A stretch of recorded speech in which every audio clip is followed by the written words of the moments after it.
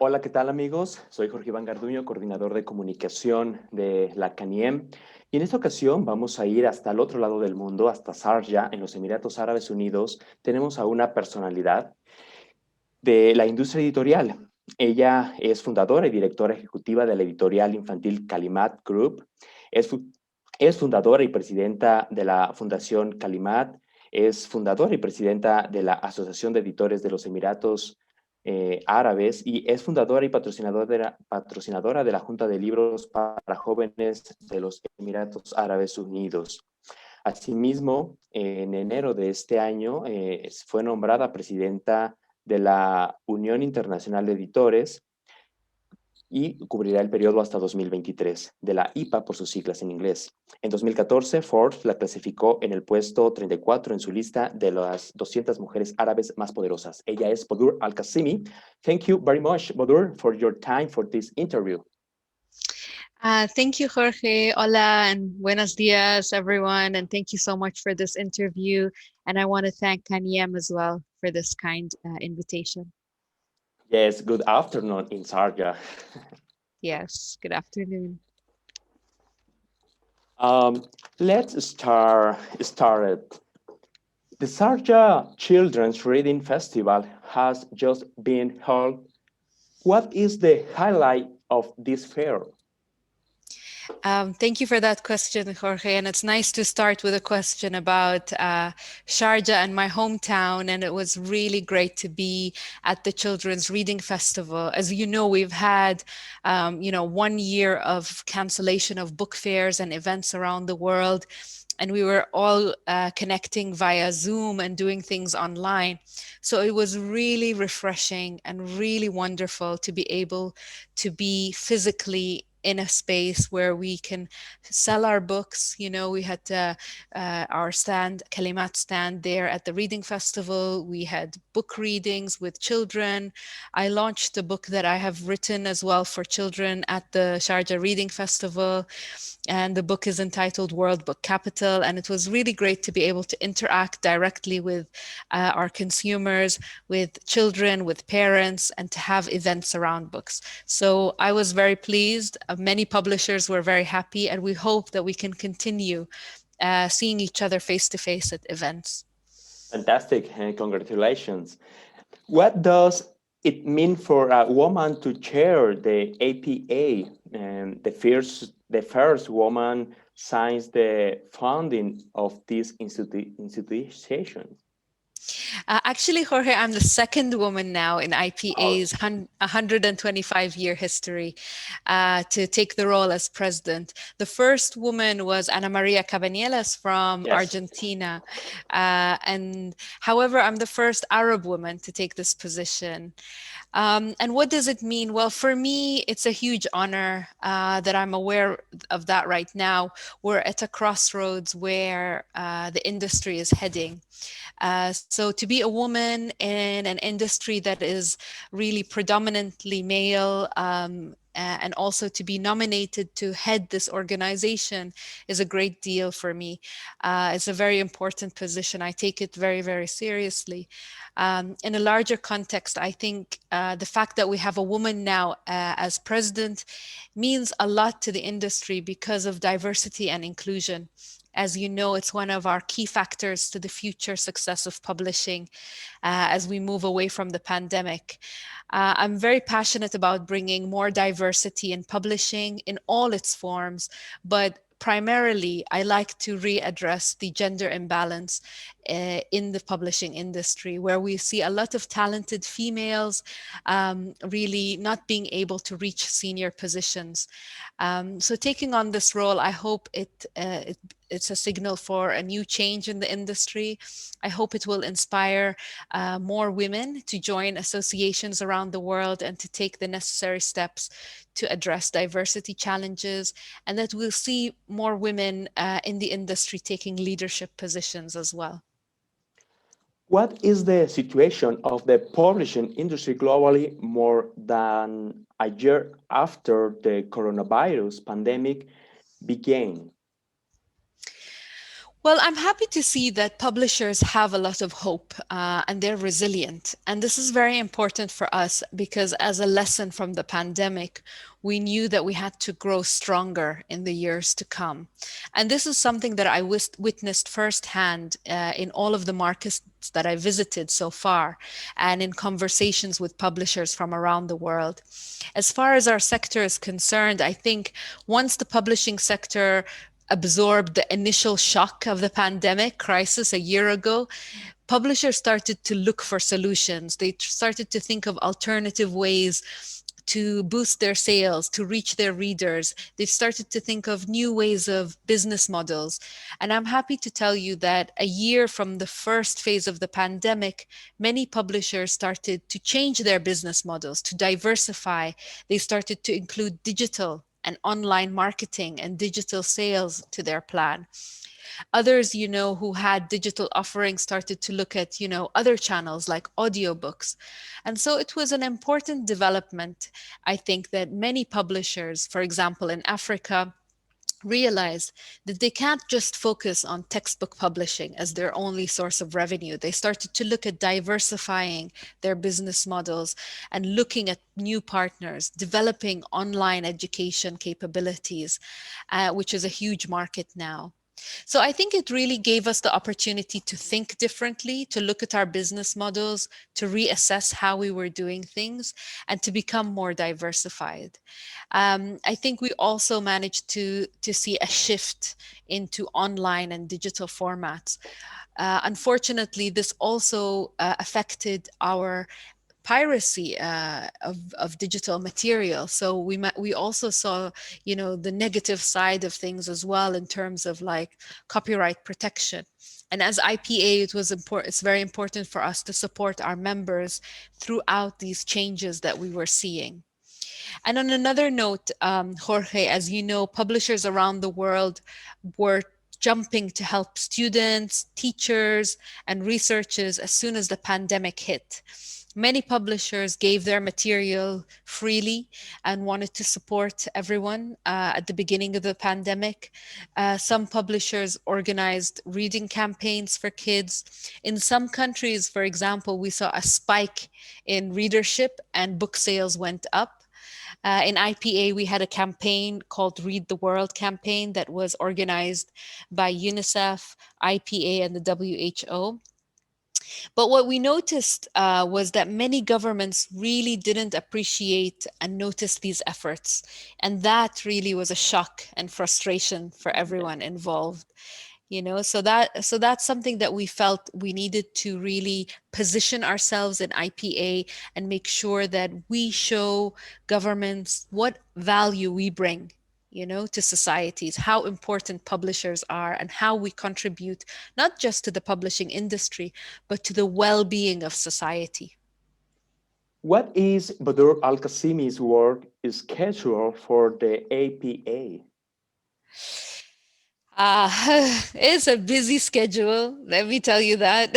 I have a very busy schedule, At IPA now, we're rallying all of our efforts to push the industry forward.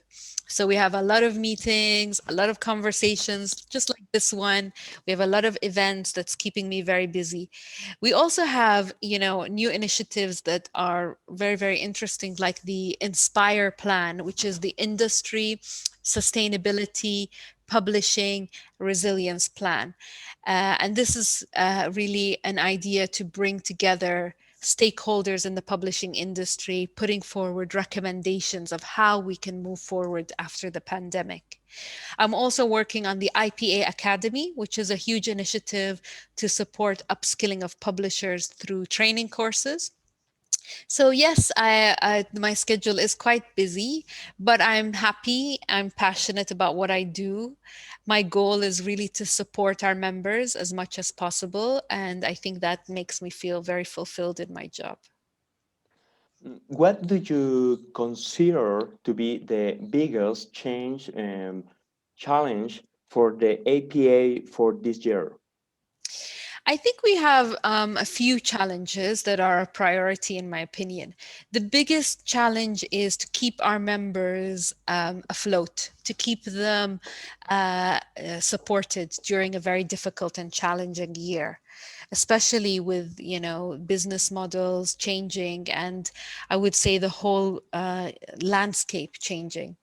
On a wider scale, I think helping the industry on the road to recovery is a priority in developed publishing markets specifically.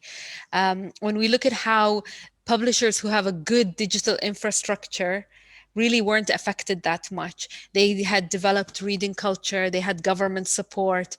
Those did well, but not in other markets. The ones who really suffered are the ones who didn't have a reading culture, who didn't have digital infrastructure, who didn't have government support. So that's where my priority is as president of IPA, is to support those members in that difficult space.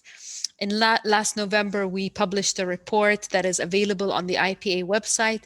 It's called From Response to Recovery, and it showed, a snapshot of all of our members around the world and how they've been affected by the pandemic.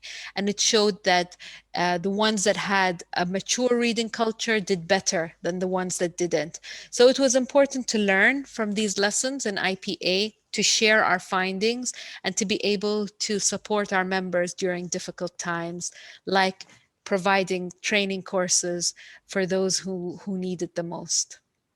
How many members does APA have? We have about 86 members in IPA from 70 countries. And so we represent the majority of publishers around the world. Okay. And how important is the APA globally for publishers? Well, IPA, in my opinion, is really important for publishers, especially the ones who are in need of support at this time. I believe that because we're an umbrella organization for publishers associations around the world, when we work together, our voice becomes stronger. And that's what IPA is about, really. It's about amplifying the voice of publishers around the world. It's the umbrella where initiatives are created to support members, to support publishers. And with initiatives like the Inspire Plan, IPA will be able to link all of our stakeholders together so that we can work closely and really have a voice for publishers around the world. We also want to make sure that we address the rise of digital piracy and engage with organizations like WIPO and others. And we also want to make sure that through the IPA Academy, IPA will play a major role in supporting our members in upskilling, advancing digital transformation. And we also are very, very interested in representing voices of publishers in freedom to publish as well. So censorship has many different forms. And through IPA, we, as one of our pillars, we promote and protect freedom to publish wherever we go. So yes, IPA is relevant to its members and will continue working closely with everyone to ensure that we are moving in the right direction. What are the main differences between one region or nation and another that the APA finds in the world of the publisher industry? That's a really interesting question, and one that I'm, very interested in personally. There are many differences between publishing markets. On the one hand, some differences are influenced by culture, by the political landscape or religious landscape. And in other cultures, some subjects that are considered social taboos, for example, you can't talk about or publish them. They also influence the type of publishing. So there are many impacts on freedom to publish as a big example. So I think there's always a debate happening in different markets. And I've been fortunate enough to have the opportunity to travel to different markets as well, and be able to observe firsthand, the differences in the publishing landscape in these markets, especially after the pandemic. So I've seen how publishers have been affected, and they've been affected differently in Europe than in Africa, than in Latin America, and in the United States and Asia. So we see a lot of differences. What's been really interesting is how it was important for publishers to bounce back and to be resilient. And one of the key trends that I noticed is digital infrastructure.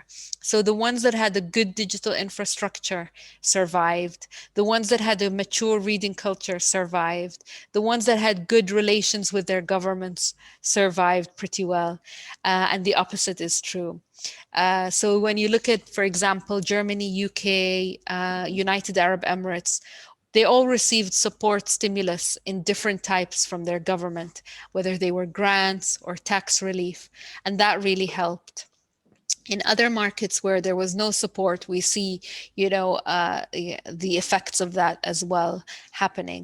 So I believe that, there's a lot of differences. And as an international organization, we need to be aware of all of these differences. We need to be always having discussions with our members so we can adapt to their needs and be able to support them. Where can publishers get more information and contact about the International Publishers Association? Well, the first place would be our website. It's www.internationalpublishers.org. We also have other information through our social media outlets. So we are on Twitter, on Facebook, and LinkedIn as well. So I encourage you to engage with IPA and all of the listeners who are listening to our interview today. We post regularly all of our updates, and you're able to also subscribe to our newsletter online through the website as well. Are there plans to visit Mexico? Definitely, I would be very, very interested to visit Mexico. I've been before, and I'm really happy to come back. And I'm planning to be there for the Guadalajara Book Fair. If everything goes well, Yes. that's the plan. Yes. Would you like to add something? I just want to really thank you for this opportunity, Jorge. It's been really nice speaking with you. I also want to just say a few words to the Mexican publishing industry, to the CANIEM, that, we are a resilient industry. I'm sure that we've been going through a very difficult time, but what I would like to say is that we need to be strong, we need to remain focused, and we really need to be optimistic. There's a rich culture in Latin America with some fantastic stories to tell. And from my perspective, there's a big interest in global content, and we really need the publishers in CANIEM specifically to keep publishing content, to keep doing the work that is needed. So there is room for growth, diversification, and I will also say, take advantage of the digital revolution so that you can reach more audiences. Thank you very much for your time, Bodour. Look, everything. Thank you. Thank you. Muchas gracias. It's been such a pleasure. Thank you for everything, and looking forward to meeting face-to-face, hopefully, in Guadalajara Book Fair. Yes, see you too in Guadalajara. Thank you. Muchas gracias. Amigos, esto fue Platicando con Personalidades de la Industria Editorial. Tuvimos a Bodour al Qasimi, quien es presidenta de la Unión Internacional de Editores y se encuentra en Sharjah, Emiratos Árabes Unidos. Hasta la próxima.